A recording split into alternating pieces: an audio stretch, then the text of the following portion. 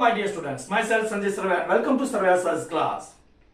Yes, you know that we have already completed many types of chapter number 2, accounting for debentures. Today we will start type G. Yes, type G. वो picture में कहते हैं ना welcome में कि हमारे यहाँ तो बिस्किट को भी रिस्पेक्ट से बुलाया जाता है, जैसे पार्ले जी। वैसे यहाँ पे टाइप को भी बड़े रिस्पेक्ट से बोला जाएगा, टाइप जी। हाँ, ये टाइप जी आज स्टार्ट करनी है। इसका नाम है इंटरेस्ट ऑन डिबेंचर्स। मतलब यहां पे हमें डिबेंचर होल्डर को इंटरेस्ट देना है। ओके, दे देंगे, लेकिन किस तरीके से?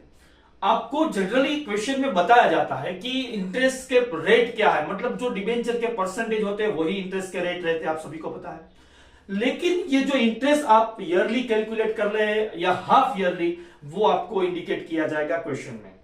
ओके, हम मान लीजिए कि हाफ ईयरली कैलकुलेट करते हैं तो आपको साल में दो बार, पूरे साल में दो बार इंटरेस्ट पेड की एंट्री करनी होगी और लास्ट में एक स्टेटमेंट ऑफ पीएनएल में इंटरेस्ट ऑन डिबेंचर्स को दिखाया जाएगा।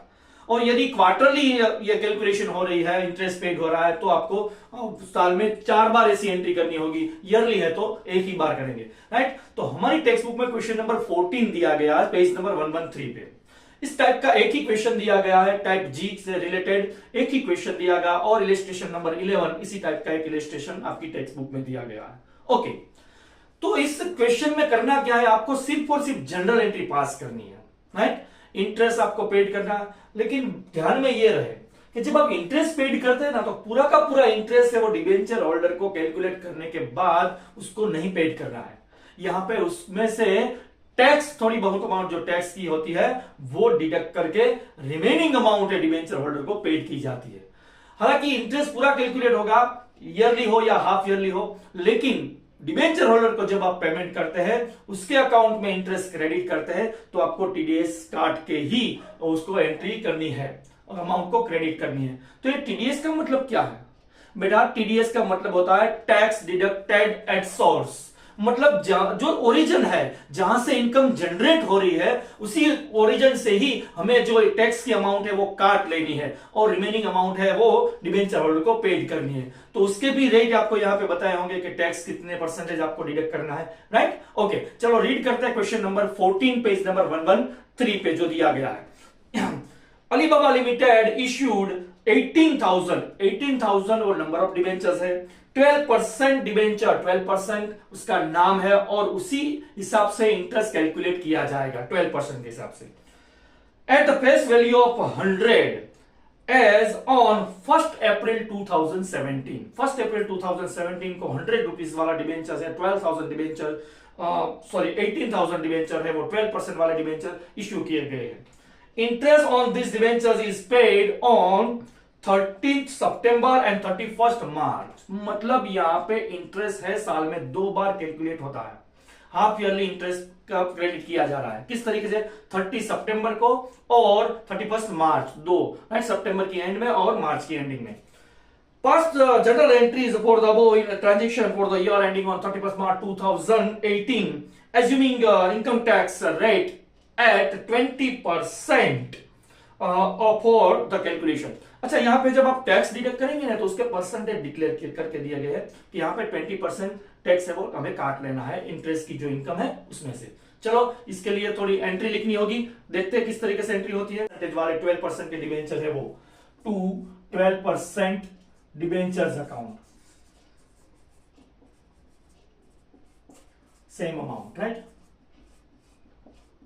डिबेंचर एट पार इश्यू किए गए हैं और एट पार ही रिडम्पशन हो रहा है। इसके बाद की जो टाइप है टाइप एच, हालांकि वो मोस्ट टाइप की टाइप है, आपको वो मिस नहीं करनी है। इसके बाद वाला वीडियो है वो 110% आपको देखना चाहिए।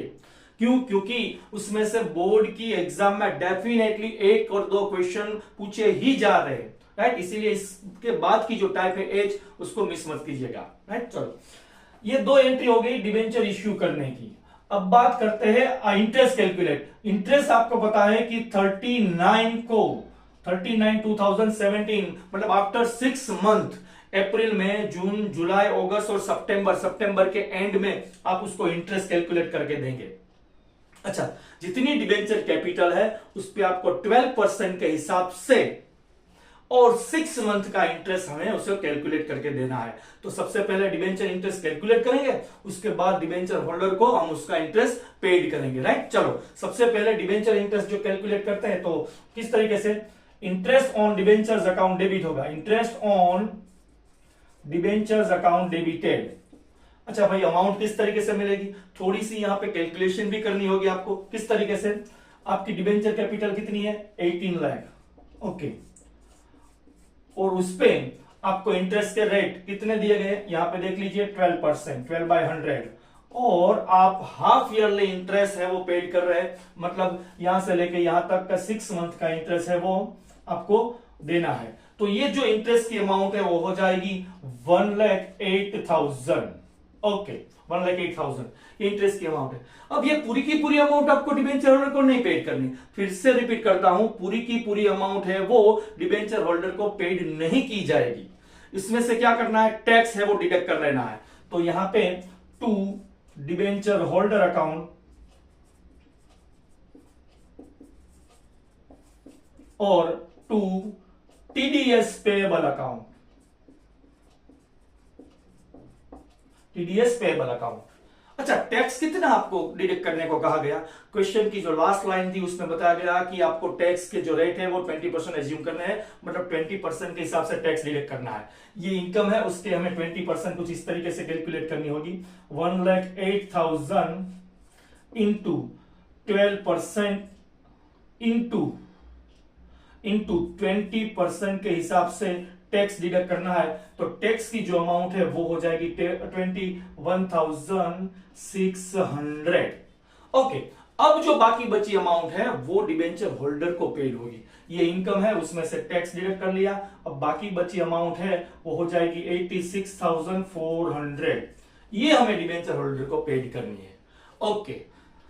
चलो ये तो इंटरेस्ट कैलकुलेट हो गया, हमने इंटरेस्ट कैलकुलेट कर लिया, इंटरेस्ट की अमाउंट है 1,08,000 आ रही थी, जिसमें से 20% टैक्स डिडक्ट कर लिया, तो टैक्स की अमाउंट हो गई 21,600, और रिमेनिंग अमाउंट जो बाकी बची अमाउंट थी वो हमने डिफरेंस के तौर पे यहाँ पे डिसाइड की, वो 86,400 थी जो हमें डिबेंचर होल्डर को पेड करनी है।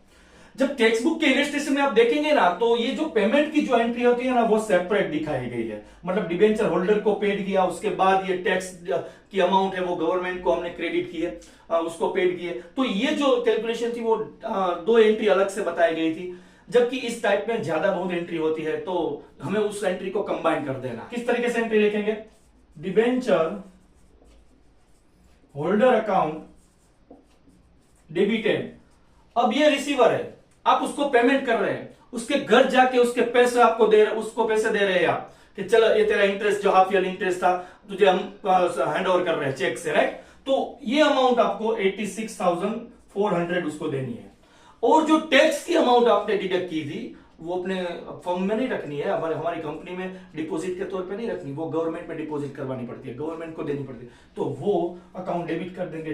Tax deducted at source, TDS payable account, वो भी डेबिट कर देंगे, अमाउंट 21,600।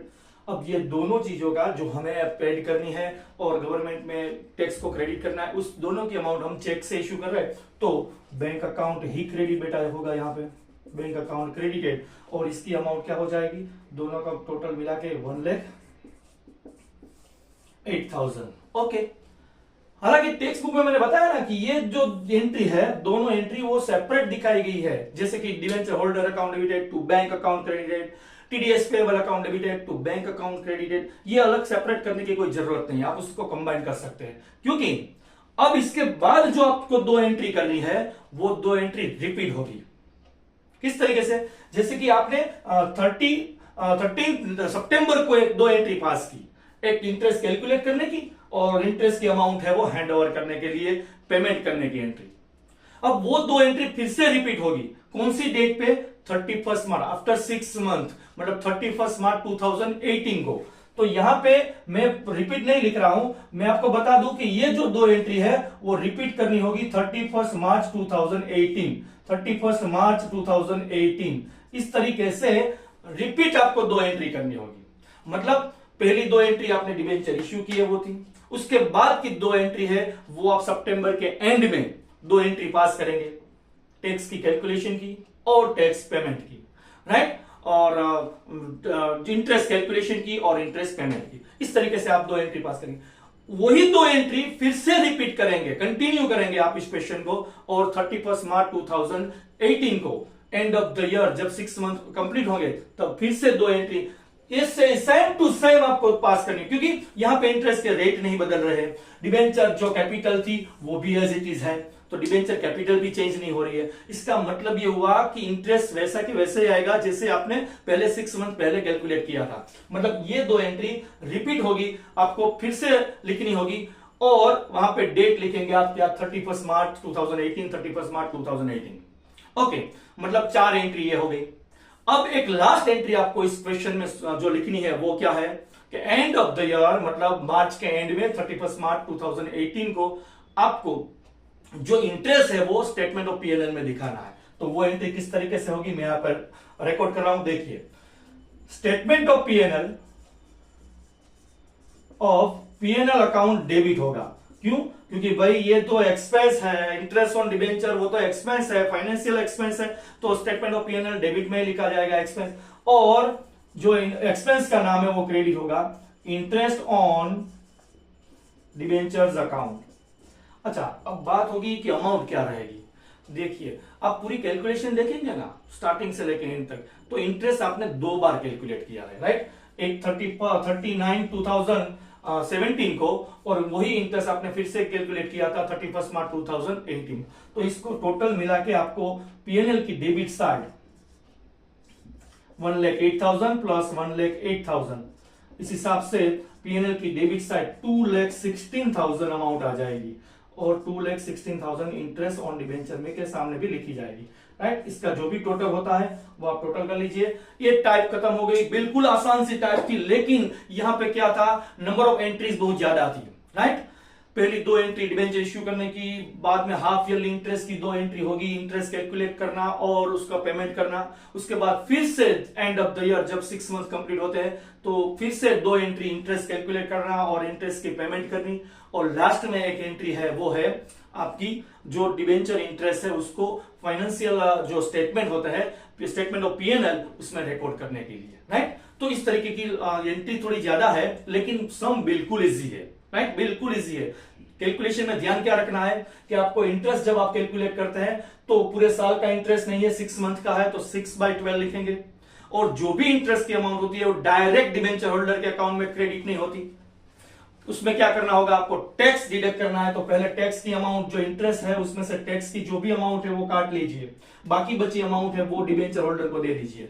अब उसका पेमेंट करेंगे तो पेमेंट की एंट्री होगी, डिबेंचर होल्डर रिसीवर है और टैक्स पेबल आप जो पेड कर रहे हैं, इस हिसाब से दोनों डेबिट होंगे, और चेक से पेमेंट कर रहे हैं इसका मतलब बैंक अकाउंट क्रेडिट होगा, राइट। ये लास्ट वाली 2 एंट्री है वो आपको रिपीट करनी होगी एंड ऑफ द ईयर और लास्ट में जो पेमेंट है। तो इस तरीके की छोटी सी कैलकुलेशन, कुछ कैलकुलेशन कोई बड़ी नहीं थी, लेकिन नंबर ऑफ एंट्रीज ज्यादा थी, फिर भी ये टाइप बिल्कुल इजी टाइप है, इसको आप स्किप नहीं करेंगे क्योंकि ये बिल्कुल आसान सी टाइप है और हो जाएगी, राइट। ओके, इस टाइप का इलस्ट्रेशन आपकी टेक्स्ट बुक में इलस्ट्रेशन नंबर 11 दिया गया है, एक बार देख लीजिएगा, राइट। और लास्ट में फिर से ये कहना चाहूंगा, यदि आप इस चैनल पे नए हैं तो चैनल को सब्सक्राइब कीजिए, लाइक कीजिए, शेयर कीजिए, right, and thank you very much for watching.